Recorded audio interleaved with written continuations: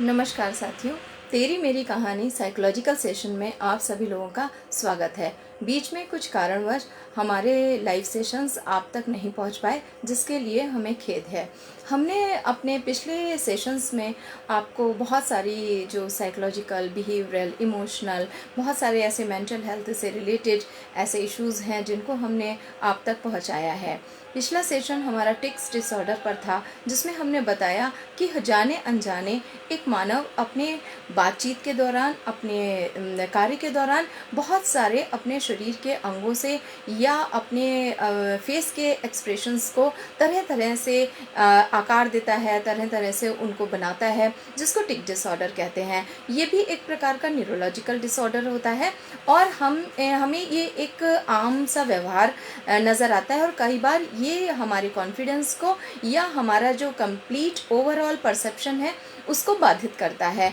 और हमारी जो एक इम्प्रेशन, हमारा जो एक छवि पब्लिकली और कई बार हमारी अपनी फैमिली में जो बनती है, तो हमें अक्सर ऐसे व्यवहार के लिए कई बार कोई टॉन्टिंग या बुलिंग या किसी भी तरीके के सरकास्टिज्म का भी सामना करना पड़ता है। तो इन्हीं सब व्यवहारों को हम अपने अंदर से एलिमिनेट करें अपने व्यवहार से, अपने बातचीत के दौरान, तो उसके लिए हमें छोटे छोटे से प्रयास करने पड़ते हैं और उसके साथ ही अवेयर रहना पड़ता है कि ऐसे और भी क्या कुछ आदतें या व्यवहार हमारे बिहेवियर में दिखती हैं या बहुत समय समय पर हम अनकॉन्शियसली उनको करते जाते हैं। उसी से संबंधित हमारा आज का विषय भी है। आज का विषय हमारी स्पीच से रिलेटेड है, हमारी कम्युनिकेशन से रिलेटेड है, क्योंकि कम्युनिकेशन एक ऐसा ज़रिया है जिसके द्वारा हम अपने विचारों को और अपने सोच को दूसरे के तक पहुंचाते हैं और ये एक प्रकार से हमारी पर्सनालिटी का एक बहुत महत्वपूर्ण अंग होता है। हमने अक्सर देखा है जो हाईली स्टेक्स की सिचुएशंस होती हैं, कंडीशन होती हैं, लाइक कहीं हम इंट्रोडक्शन दे रहे हैं, इंटरव्यू दे रहे हैं, प्रेजेंटेशंस दे रहे हैं, वहाँ पर हम अक्सर चाहते हैं कि हमारी जो कम्युनिकेशन स्किल है वो बहुत अच्छी हो, जिससे कि हम अपने आप को एक कॉन्फिडेंट पर्सन की तरह फील कर पाएँ। अक्सर ऐसा देखा गया है, हाईली एजुकेटेड लोग काफ़ी अधिक एक इस्टेब्लिश होने के बावजूद भी वो अक्सर देखा जाता है कि अपने स्पीच एरिया में कहीं ना कहीं थोड़े से पीछे हो जाते हैं या उनके अंदर एक हेजिटेशन होता है या वो जाने अनजाने में कुछ ऐसी चीज़ों का इस्तेमाल कर रहे होते हैं अपनी भाषा में, अपनी बातचीत में, फ्रेजेस में, जो कि अक्सर उनकी इफ़ेक्टिव कम्युनिकेशन में एक बैरियर की तरह सिद्ध होता है। तो इसी के अंतर्गत एक शब्द होता है फिलर वर्ड्स, जो फिलर वर्ड्स हम अक्सर प्रयोग कर रहे होते हैं और हम इन फिलर वर्ड्स को इंटरव्यू के दौरान, स्मॉल टॉक्स के दौरान, एक मीटिंग में जब हम बोल रहे हैं, प्रेजेंटेशन दे रहे हैं या किसी भी ऐसी नॉर्मल बातचीत में हम इनका प्रयोग करते हैं। मैं आपको कुछ थोड़े से उदाहरण बताऊंगी, like actually, gradually, basically, I would like to say, या इवन दो। अगर हिंदी में बात करें तो हिंदी में क्या कहते हैं कि आप समझ रहे हैं ना, आप मेरी बात को समझिए। वो मैं आपसे कहना चाह रही थी कि बहुत ज़्यादा अक्सर आपने एक्टर और एक्ट्रेसेस को देखा होगा कि वो अपने कम्युनिकेशन में इस तरह के फिलर वर्ड्स को बहुत ज़्यादा इस्तेमाल करते हैं। पहले ये कहा जाता था कि ये जो फिलर वर्ड्स हैं, ये फिलर वर्ड्स आपके कम्युनिकेशन को अच्छा कर लेते हैं, क्योंकि आपको जब नेक्स्ट अपना सेंटेंस, फ्रेजेस और या आपको अपने नेक्स्ट वोकेबलरी से एग्जैक्ट वर्ड अपने कम्युनिकेशन को पूरा करने के लिए नहीं मिलता, तो वो आप इस तरीके के वर्ड्स को बीच में डालें, जिससे कि आप साइलेंट नहीं होंगे और आपका जो कम्युनिकेशन है वो एक फ्लो में चलता रहेगा। लेकिन जब इसका प्रयोग व्यक्ति आवश्यकता से अधिक करने लगा और उसकी एक सेंटेंस या 1 मिनट की बातचीत के दौरान ये देखा जाने लगा कि वो आई लाइक, यू नो, या वो कई बार एक्चुअली इस तरीके की हम्बिंग साउंड लंबी लेने लग गया, वहाँ पर इट मीन्स कि आपके जो ब्रेन है वहाँ से आपकी जो वोकेबलरी है, आपका जो कनेक्शन है अपने थॉट प्रोसेस के साथ, वो एब्रप्ट होता है, वो वहाँ पर एक ब्लॉक आता है और वहाँ पर आप फिलर वर्ड्स को ज़्यादा यूज़ करने लग जाते हैं। फिलर वर्ड्स का इस्तेमाल करने के साथ साथ जब हम उनको इस्तेमाल कर रहे होते हैं तो अनकॉन्शियसली भी और काफ़ी लंबे समय के बाद कॉन्शियसली भी हर एक व्यक्ति को पता चल जाता है कि वो अपने वाक्य को शुरू करने से पहले या इन बिटवीन क्या कहते हैं कि मैं ये कहना चाह रहा था, मैं ये सोच रहा था कि मैं इस तरीके के चीज़ें वो कुछ ज़्यादा कर रहा होता है और उसे फील भी हो रहा होता है कि उसका कम्युनिकेशन बहुत अच्छा नहीं जा रहा है। तो डोंट वरी, हम आपके साथ हैं और हम आपको समय समय पर हर उस छोटी से छोटे व्यवहार में होने वाली चीज़ों को, चाहे वो आपकी चाल हो, चाहे वो आपका फेशियल एक्सप्रेशन हो या आपकी जो वर्बल कमांडिंग पावर हो, हम उन सब पर ध्यान रखे हुए हैं और आप तक हर उस छोटे विषय को पहुंचा रहे हैं जिससे कि आप अवेयर हो सकें कि हमारे अंदर किसी भी तरीके का कम्युनिकेशन में ऐसे फिलर वर्ड्स का कितना इस्तेमाल होता है। तो सबसे पहले हर एक व्यक्ति को ये जान लेना कि वो फिलर वर्ड्स को, कौन कौन से फिलर वर्ड्स को यूज़ कर रहा है और कितना यूज़ कर रहा है। तो इससे अगर बाहर आना हम चाहते हैं तो हमें एक बात का ध्यान रखना पड़ेगा जो अक्सर हम छोड़ देते हैं। हमारे अंदर अगर फिलर वर्ड्स का इस्तेमाल है तो हम इसको सेल्फ करेक्शन पर लाएं। हम अक्सर अदर्स को करेक्ट करने के लिए प्रैक्टिस में आ जाते हैं। लाइक अगर मेरे घर का बच्चा या मेरे घर का कोई भी व्यक्ति फिलर वर्ड्स को यूज़ करता है तो मैं डायरेक्टली उसकी ओर पॉइंट ऑफ फिंगर कर दूंगी कि आपके अंदर ये फिलर वर्ड्स को यूज़ करने की आदत है, आप इसको ठीक करें। इससे ज़्यादा बेहतर है कि हम सेल्फ चेक करें, खुद को एनालाइज करें और अपने अंदर सुधार करें। और अगर किसी ऐसे व्यक्ति के अंदर इस तरीके की कोई भी हैबिट है तो हम उसको सिर्फ ये बता सकते हैं कि ये एक प्रॉब्लम है। आप एक्सपर्ट से या हमारे जैसे लाइव वीडियोस हैं या इंटरनेट पर कुछ भी एजुकेशन उसको दे सकते हैं, उसको बता सकते हैं, लेकिन आप उसको करेक्शन मोड पर मत लेकर जाइए कि आप उसको करेक्शन करना चाहते हैं। यहाँ से भी एक व्यक्ति का कॉन्फिडेंस लूज होता है और वो हमेशा हमेशा एक अलर्ट जोन में आ जाता है और उसके अंदर एक अवेयरनेस से ज़्यादा एक डर अंदर चला जाता है कि वो फिलर वर्ड्स को यूज़ करेगा तो कोई और उनको देख रहा है। तो इस बात को हमें अगर हम हटाना चाहते हैं तो हमें अपने फिलर वर्ड्स को फोकस करना है कि हमारे अंदर कौन से ऐसे फिलर वर्ड्स हैं जिनको हम हटाना चाहते हैं। अगर सबका फोकस खुद पे चला जाएगा तो आप यकीन मानिए कि हम सेल्फ करेक्शन के मोड पर अपने आप को ठीक कर लेंगे। और अगर हर व्यक्ति अपने आप को ठीक कर लेगा तो हमें दूसरों को करेक्ट करने की ज़रूरत नहीं होगी और वहाँ से जो कॉम्प्लिकेशंस स्टार्ट होते हैं, क्रिटिसिज्म, बुलिंग, वो सबका सामना नहीं करना पड़ेगा। तो आप हेल्प कर सकते हैं बट आप करेक्शन करने के मोड पर ना जाएं। तो अब बात करते हैं सेल्फ करेक्शन की। सबसे पहले आपको ये देखना पड़ेगा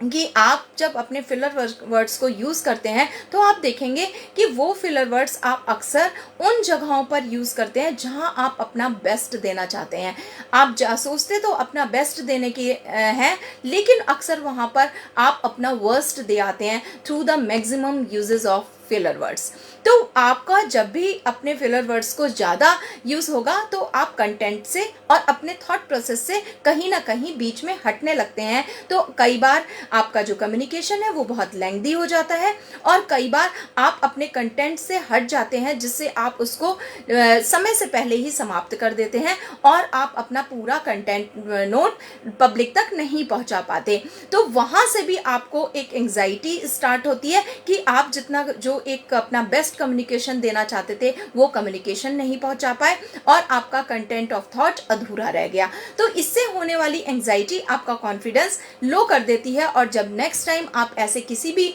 पब्लिक स्पीकिंग प्लेस पर होते हैं वहां पर आप पहले के जो आपका फियर है, जो आपकी एंग्जाइटी है, वो आपके दूसरे प्रेजेंटेशन पर असर डाल देती है। तो वहाँ पर आपको देखना है कि आप जब भी किसी ऐसी हाई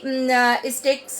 कंडीशन में हैं तो वहाँ पर आपको ज़्यादा अलर्ट रहना होगा कि आपके जो फिलर वर्ड्स हैं वो आपके आपका हिस्सा ना बने। दूसरी चीज़ कि आप जब अपने फिलर वर्ड्स की एक लिस्ट बना लें, आप कौन कौन से फिलर वर्ड्स को यूज़ करते हैं, I like, I would like to say, actually, basically, generally, तो आपको ये सारे फिलर वर्ड्स को एक लिस्टिंग कर लेनी होगी कि आप सबसे ज़्यादा और सबसे कम कौन सा फिलर वर्ड यूज करते हैं। तो सबसे पहले आपको जो यहाँ पर अपनी हायरार्की बनानी है वो हाई टू लो की तरफ बनानी है, लो से हाई की तरफ नहीं बनानी है। आप जिस वर्ड का मैक्सिमम यूज कर रहे हैं आपको सबसे पहले उसे ही टारगेट करना है कि मैं अपने स्पीच से इस पर्टिकुलर वर्ड को या फ्रेज को एलिमिनेट करना चाहता हूँ। जैसे जैसे आप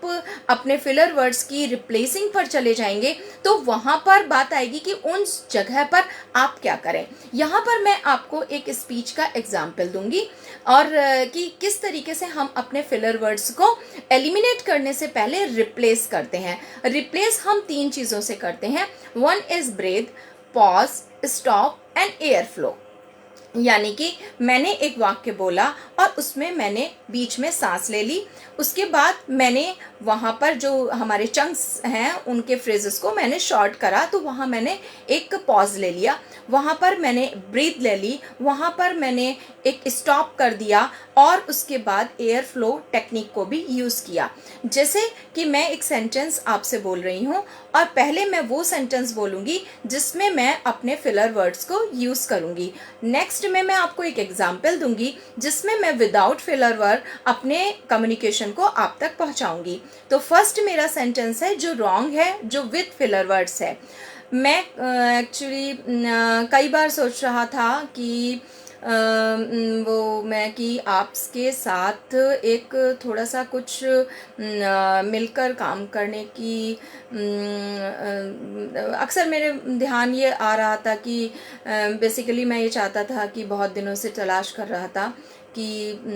मैं मतलब आपसे बात करूं। ओके, नेक्स्ट इज कि मैं अब इसमें pause, stop, breath, air flow को कैसे यूज़ करती हूँ। मैं बहुत दिनों से चाह रहा था कि मैं आपसे बात करूं और मैं बहुत समय से सोच रहा था कि आप और मैं मिलकर कुछ काम करते हैं और मैं आपके साथ इस पर थोड़ा सा डिस्कशन करना चाह रहा हूँ। ठीक है, मैंने यहाँ पर बीच बीच में पॉज लिए, अपने सेंटेंस को फ्लो ना देकर मैंने पॉज ले लिए। यहाँ पर मैंने बीच में थोड़ी थोड़ी सी ब्रीदिंग ली, इनहेल किया। Air flow is a exhale. मैंने बीच बीच में जहाँ जहाँ मैं रुकी वहाँ पर मैंने अपने मुंह से एयर को बाहर की तरफ छोड़ा। जब भी हम इस तरीके का कोई भी कम्युनिकेशन कर रहे हैं वहाँ पर हम अपने सेंटेंसेस को छोटे छोटे पार्ट में डिवाइड कर लें। बीच में हम ब्रीथ को जब भी लें अपनी ब्रेथ स्टमक तक ले जाएं जिससे वो गहराई तक जाके हमको एक रिलीफ दे। और साथ में हम जब भी एक सेंटेंस स्टार्ट करने जा रहे हैं तो वहां पर एयर फ्लो को विदाउट साउंड, यहाँ पर मैं आपको बताने के लिए एयर फ्लो के तरीके को बता रही हूँ, बट आप इसे विदाउट साउंड सिर्फ अपने लिप्स को थोड़ा सा ओपन करें और आपका एयर फ्लो आउट हो जाए और आप आगे का सेंटेंस कम्युनिकेट कर लें। ये एक तरीका होता है, आप इसको सिर्फ थोड़े दिन प्रैक्टिस करेंगे। अगर आप इसे 5 मिनट डेली प्रैक्टिस करते हैं सिर्फ 10 डेज के लिए तो आप अपने सारे फिलर वर्ड्स को हटा देंगे और आप एक इफेक्टिव कम्युनिकेशन को कर पाएंगे। तो इस तरीके से हमने देखा कि फिलर वर्ड्स बहुत आसानी से पहले रिप्लेस किए जाते हैं ब्रेथ, पॉज, स्टॉप और एयर फ्लो से। उसके बाद हमें पता ही नहीं चलता, हमारी आदत हो जाती है बीच में रुकने की, ब्रेथ लेने की, और हमको कुछ भी सोच के नहीं करना पड़ता। ये ऑटोमेटिकली हमारे बात करने के दौरान, हमारे बोलने के दौरान ये होता रहता है। और शायद मैं जब आपसे बोल रही हूँ तो मैं भी कई बार बीच में अपनी सांस को ले रही होंगी, कई बार मैं एक्सेल भी कर रही होंगी, कई बार मैंने पॉज भी लिए होंगे। आप देखेंगे कि जब भी आप ये प्रैक्टिस के बाद जब इन सारी चीज़ों को यूज़ करेंगे तो आप इसे अनकॉन्शियसली ये सब अपने आप होने लगेगा और आप कनेक्ट रहेंगे अपने थॉट प्रोसेस से। उस पॉज के दौरान आपका कनेक्शन अपने कंटेंट पर चला जाएगा, उस ब्रेथ के दौरान आपका कनेक्शन अपनी स्पीच पे चला जाएगा और उस सारे ब्रेक को आप यूज कर पाएंगे कि आगे आपको क्या चीज रह गई है और आपका कंसंट्रेशन, अगर आपका कोई शॉर्ट नोट बना हुआ है, स्लाइड बनी हुई है, तो आप वहां फोकस हो जाएंगे अपेक्षाकृत कि आप एक्चुअली लाइक दिस दैट, ये सारे जो वर्ड्स हैं इनका प्रयोग नहीं करेंगे। साथ में अब जब हम बात करते हैं कि जब हमने अपने सेंटेंसेस को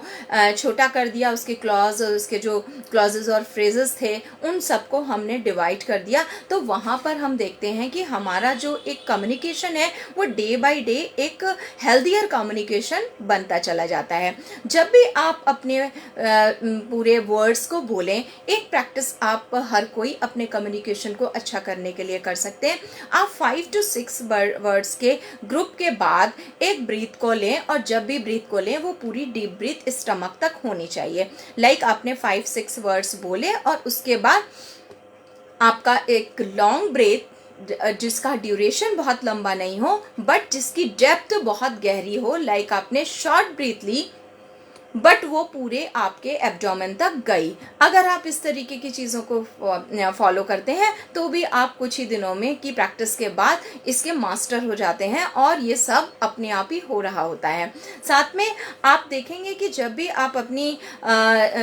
पब्लिक स्पीकिंग सिचुएशन में हो तो वहाँ पर आपको पहले से कुछ प्रैक्टिसेस को कर लेना चाहिए, जिससे कि आपका जितना अच्छा होमवर्क होगा, जितनी अच्छी आपकी रिहर्सल होगी, उतना अच्छा आपका प्रेजेंटेशन होगा। क्योंकि कोई भी किसी भी चीज़ को सक्सेस करने के लिए हार्ड वर्क ज़रूरी है। तो आप जब भी प्रैक्टिस करें तो कोशिश करें कि आप अपने वॉइस रिकॉर्डर को ऑन करें और जब भी आप बोल रहे हैं, चूँकि आप सेल्फ अवेयर होंगे कि आप फिलर वर्ड्स को यूज़ करते हैं, तो आप अपने उन फिलर वर्ड्स को चेक भी कर पाएंगे कि मैंने पूरी एक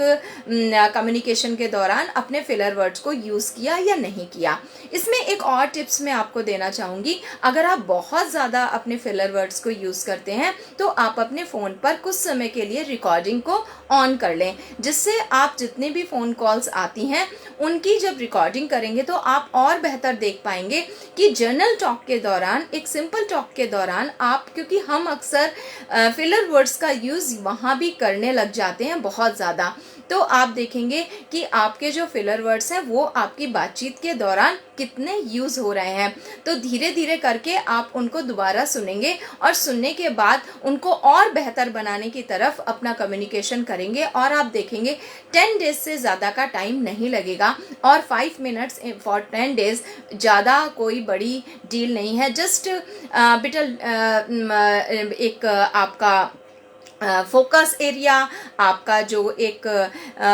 कंप्लीट कमिटमेंट है अपनी स्पीच को लेकर के, आपका डिटर्मिनेशन है अपनी कम्युनिकेशन स्किल्स पर को इन्हांस करने का, सिर्फ अगर आप उसको फोकस करेंगे तो आप देखेंगे कि आप एक बेहतर तरीके से अपनी बात को कम्युनिकेट कर पाते हैं। तो ये असंभव नहीं है, ये एलिमिनेट करना ये थोड़ा सा हार्ड है और टफ कह लीजिए कि क्योंकि स्टार्टिंग में आपको कुछ अगेंस्ट प्रैक्टिस करने में थोड़ा सा अपने आप को तैयार करना पड़ता है। लेकिन आप हमेशा ध्यान रखें कि आप क्या होना चाहते हैं, आप क्या करना चाहते हैं और आपका जो एक लैकिंग है या आपका जो एक वीक एरिया है वो क्या है, उसका खुद को पता होना बहुत ज़रूरी है। तो आई थिंक कि आज का सेशन आपको अपने फिलर वर्ड से फ्री कर देगा और आप एक हैप्पी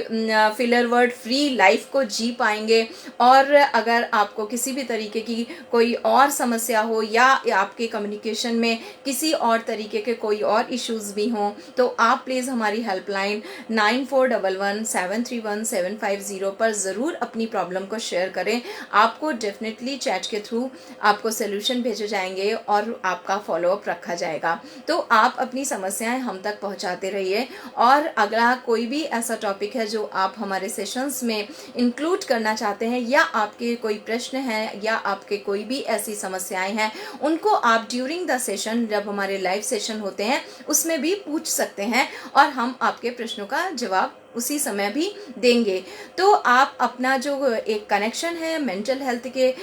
तरफ वो बनाए रखिए। आपकी पर्सनालिटी, आपका बिहेवियर, आपका इमोशनल स्ट्रेंथ, वो सब कुछ मिलकर आपकी मेंटल हेल्थ को एक स्ट्रेंथ देती है। तो ये एक अनहेल्दी थॉट भी अपने आप से एलिमिनेट करिए कि आपका जो मेंटल हेल्थ है वो सिर्फ एंग्जाइटी या डिप्रेशन है, पैनिक अटैक्स हैं, फियर है, फोबिया है। जी नहीं, आपका बोलना, आपके फेशियल एक्सप्रेशन, आपकी चाल, आपका एक वर्बल असर्टिवनेस का, एक कम्युनिकेशन स्किल्स का ना दे पाना, ये सब भी मेंटल हेल्थ से ही जुड़े हुए इश्यूज हैं। तो आप फोकस रखिए अपने आप के हर उस हेल्दियर जोन में जहां आपको एक फिट और एक